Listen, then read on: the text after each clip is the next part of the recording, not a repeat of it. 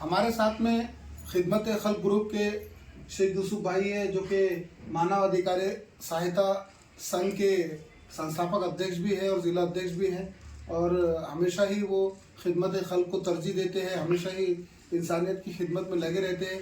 यूसुफ भाई हमारे साथ खुद मौजूद है, उनसे जानेंगे। यूसुफ भाई, आप जो है काफ़ी सालों से खिदमत खल्क के काम अंजाम दे रहे हैं और अलग अलग ग्रुप्स के ज़रिए से आप इन कामों को अंजाम दे रहे हैं। क्या वजह है आपकी कि इस तरह से आप रात दिन जो है वो खिदमत में लगे रहते हैं और आपके पीछे फैमिली है, सारी चीज़ें हैं, लेकिन उसके बावजूद आप ये सब कुछ कर रहे हैं? क्या वजह है इसकी? इसकी वजह यह है कि अपने शहर के अंदर में मैंने देखा है जनता के बीच में चलते फिरते तो जनता का कोई रहनुमा मेरे को नजर नहीं आया। यहाँ अपने यहाँ लीडर भी थे, नगर सेवक भी थे, आमदार भी थे, खासदार भी थे, सब थे मौजूद, लेकिन फिर भी जनता परेशान थी हर समस्या को लेके। एक समस्या को लेके परेशान नहीं थी जनता, हर समस्या की परेशानी जनता की मैं देख रहा हूँ रात दिन। तो उसके माध्यम से मैंने फिर एक ग्रुप बनाया खिदमत खल्क के नाम से। तो उस पर कंप्लेंट ग्रुप बनाया मैंने। जनता की जो भी शिकायत है, जो भी कंप्लेंट है, मैंने बोला आप मुझे बताओ, मैं आपके प्रॉब्लम के अंदर में, परेशानी के अंदर में, मुसीबत के अंदर में जो मेरे से हो सकेगा मैं आपकी कोशिश करूंगा। तो जनता ने मेरे को बताना शुरू की, जनता मेरे को बताते चले गई, मैं कोशिश करते चले गया, उनके काम होते चले गए। अभी पिछले कुछ दिनों से आप बीमार चल रहे हैं, क्या वजह रहे? आप बीमार पड़ गए तो काफ़ी मतलब लोगों का नुकसान हुआ है, सुनने में आया कि जो अपने इलाके थे उसमें बहुत ज़्यादा गंदगी हो गई। आपकी बीमारी की वजह क्या आती है? बीमारी की वजह यह है कि इन्फेक्शन हो गया था मेरे को बीच में। यानी मैं बोले तो नाले में चले जाता, कहीं भी लोगों के घरों के अंदर में पानी रहता, गंदगी का जमा हुआ, उसमें घुस जाता जाके। सर्विस गले के अंदर में अंदर अंदर दूर दूर मेरे को जाके देखना पड़ता, हॉस्पिटलों में कभी भी चले जाना पड़ता। तो यानी गंदगी का और हॉस्पिटलों का मेरे पीछे ज़्यादा काम है, तो इसलिए मैं कहीं भी चले जाता तो अभी चीज़ों का इन्फेक्शन हो जाता। यूसुफ भाई, जो है आपने अभी तक कई काम किए, तो आपका ये जो है, जो फैमिली बैकअप फैमिली है, ये है बिजनेस है आपका, उस पर क्या असर पड़ा है इतने दिनों में? बिजनेस पे तो असर ये पड़ा हुआ है कि जो मेरा बिजनेस था, मेरे जाति जो बिजनेस थे वो तो खत्म हो गए, वो तो कर नहीं पा रहा मैं। मेरी कपड़े की शॉप थी, वो भी खत्म हो गई है, बंद पड़ी हुई है, उस पर धूल जम रही है। और मेरा रेती का ठिया वगैरह था, रेती ईटा वगैरह गिट्टी बेचता था मैं, उस पर भी 8-10 महीने से कोई मेरा ध्यान नहीं है, 10-11 महीने से वो भी मेरा कारोबार खत्म हो गया। मैं लॉस में तो बहुत चल रहा हूँ, और ऐसा मेरे को लोगों ने बोला भी था कि तुम देखो कारोबार से ख़त्म हो जाएंगे, तुम्हारा कारोबार ख़त्म हो जाएगा। लेकिन वो तो ख़त्म हो गया है, लेकिन मेरे को उसका कोई डर नहीं है। डर इसलिए नहीं है कि रोजी का देने वाला अल्लाह है। वो तो अल्लाह ने मेरे को लोगों की खिदमत के लिए चुना, मैं लोगों की खिदमत के काम में आ रहा हूँ, यानी मैं लोगों के काम में आ रहा हूँ, मेरे लिए फख्र की बात है। और मैं अल्लाह के करम से खा रहा पी रहा हूँ, अपने ज़िंदगी के अंदर में सुकून में हूँ। मेरा बेटा कमा रहा है, अभी मैं खा रहा हूँ, तो उसके ये फर्क मेरे को नुकसान का एहसास इसलिए नहीं है क्योंकि अल्लाह ने अगर कोई मुसीबत में डाल देता 8-10 महीने, तो मैं तो मोहताज बन जाता।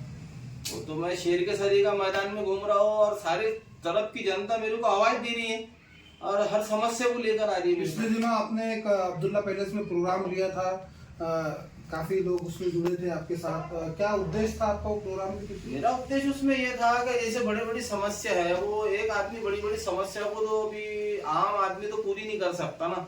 एक ठीक है, मैं डिस्ट्रिक्ट चेयरमैन हूँ, लेकिन वो बड़ी बड़ी समस्या है। रेलवे स्टेशन का मसला है, लालखड़ी के ऊपर में नरखेड़ जो लाइन जाती है, अपना ब्रिज 10 साल से बन रहा है। जनता बोल रही मेरे को भाई इसके लिए तुम कुछ करो, जनता बोल रही है कि भाई रेलवे स्टेशन के लिए तुम कुछ करो।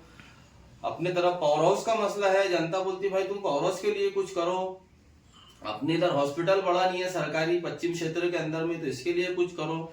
ऐसे बहुत बड़े बड़े प्रॉब्लम है इसके अंदर में। इसमें बहुत सारे अधिकारी जो है वो कई मतलब जो नेता होते हैं उनकी सुनते नहीं, लेकिन आप उनसे बराबर काम लेने का आपके अंदर खूबी है। किस तरह से आप अधिकारियों से मतलब क्या उनको डरा धमका कर, किस तरह से काम लेते मोहब्बत से? मैं तो प्यार मोहब्बत से जाता हूँ, उनके पास में निवेदन लेके जाता हूँ, निवेदन देता हूँ। जहाँ तक के बात चलती है मेरी अक्सर अधिकारियों से, मेरी प्यार मोहब्बत से चलती है और कागज कलम से चलती है। मैं कायदे से काम करता हूँ, कायदे के अंदर रह के काम करता हूँ। अगर मैं कायदे के बाहर रह के काम करता था तो अभी तक के तो मेरे ऊपर में कोई केस लग जाती थी अधिकारी की, कोई अधिकारी मेरे खिलाफ खड़े हो जाता था। लेकिन मैंने कोई ऐसा काम ही नहीं किया कि अधिकारी मेरे खिलाफ खड़े रहे। मैं हर वक्त जनता के काम के लिए कागज कलम को लेकर खड़े रहता हूँ और अधिकारियों से कलम के माध्यम से जनता की जो है तो मांग को पूरा करने की कोशिश करता हूँ। यूसुफ भाई, अभी विधानसभा में जो है वो आपका भी नाम चर्चे में आ रहा है, क्या आपकी मंशा है, क्या आपकी ख्वाहिश है चुनाव लड़ने में, क्या आप इंटरेस्टेड है?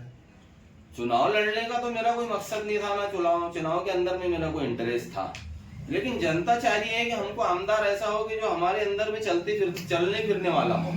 जनता ने आमदारों को देखी है कि जनता के अंदर आमदार कभी आए नहीं, लेकिन अब जनता के अंदर अपन चल रहे फिर रहे हैं तो जनता के चारों तरफ से मेरे को फोन भी आते हैं और लोग सलाम करते हैं और बोलते भाई तुम इलेक्शन में खड़े रहो। कहीं भी मेरे को लोग रोक लेते हैं और बोलते भाई तुम इलेक्शन में खड़े रहो, हम तुम्हारे साथ में रहेंगे, हम पैसा भी लगाएंगे तुम्हारे को और तुम्हारा साथ भी देंगे, तुमको वोट भी देंगे भी और लोगों से दिलाएंगे भी। ये जनता की डिमांड, मेरी कोई डिमांड नहीं है। इंटरेस्ट है सब?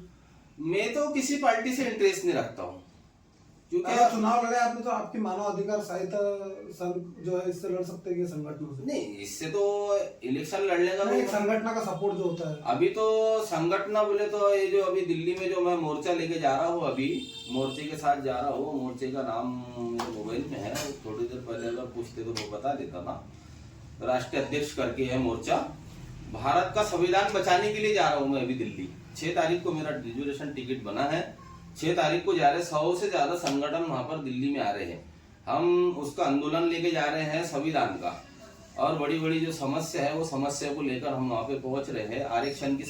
आरक्षण का भी निवेदन देने जा रहे हैं वहाँ पे, प्रधानमंत्री साहब को हम निवेदन भी देंगे, हम में से कुछ लोग, जिसमें मैं भी रहूंगा उसके अंदर में। दिल्ली जा रहे हैं हम 6 तारीख को, 7 तारीख और 8 तारीख को हमारा प्रोग्राम है। उसके बाद में हम आएंगे नागपुर को, फिर हमारा एक 10 तारीख को प्रोग्राम है, फिर नागपुर में एक आंदोलन छेड़ेंगे हम। आप इतने दिनों के लिए बाहर गाँव जब जाएंगे तो यहाँ पर जो हालात आप देख रहे हैं कि बारिश के दिनों में बुरा हाल है, तो फिर मतलब आपके पीछे काम करने वाले लोग किस तरह से लोगों के काम जो रुकते हैं? काम मैं मेरे मोबाइल पे बुला लेता हूँ, अधिकारियों को फोन कर काम करा देता हूँ। अधिकारी मेरी बात का सम्मान रखते हैं, मेरी बात का मान रखते हैं, अधिकारी मेरी बात पर काम करते हैं। अभी किस तरह का रिस्पांस है? अगर आप चुनाव लड़े तो किस तरह का, मतलब अलग अलग पार्टी के लोग सामने आ रहे हैं, अलग अलग चेहरे हैं, लेकिन अगर आप चुनाव लड़े तो किस तरह का माहौल रह सकता है? क्या लगता है आपको लोगों को? अब वो तो वक्त रिस्पांस किस तरह का? रिस्पांस तो मेरे को इतना खतरनाक नजर आ रहा है कि हिंदू भाइयों की तरफ भी मैं जाता हूँ तो उधर से माता खड़की की तरफ से भी लोगों ने मुझे कहा है कि तुम इलेक्शन में खड़े रहो, सरोज चौक की तरफ से कहा है कि इलेक्शन में खड़े रहो। लोग तो मेरे को दूर दूर से कह रहे हैं ना, राडगांव की तरफ से मेरे को संदेश आया कि आप इलेक्शन में खड़े रहो। हिंदू भाई भी मेरे साथ में हैं, इतने है कि अभी लोग खुलकर सामने नहीं आ रहे, क्योंकि मैं एक अभी आम आदमी हूँ, अभी मेरे पास में कोई ताकत नहीं है, कोई पावर नहीं है। लोग बड़े बड़े पार्टी के अंदर में फंसे हुए हैं, इसलिए वो मेरे पास में एकदम अभी मेरे साथ में खुला नहीं रह सकते, लेकिन लोग खुलकर आ जाएंगे उस वक्त में, अपनी ताकत बता देंगे, सब लोगों ने बोल के रखा है। आप अपनी खिदमत का काम जारी रहेगा? ये मेरा काम तो जारी रहेगा, मेरा काम जारी रहेगा और जनता की खिदमत में करते रहूंगा इंशाल्लाह, क्योंकि जनता की समस्या मेरे से तो देखी नहीं जाती और देखी भी नहीं जा रही जनता। तो ये थे हमारे साथ यूसुफ भाई, जिनका यही कहना था कि अगर चुनाव में लोगों का रिस्पांस अच्छा रहा तो वो जरूर चुनाव में भी हिस्सा लेंगे। कैमरा पर्सन साकिब के साथ मैं कमर काजी, अमरावती।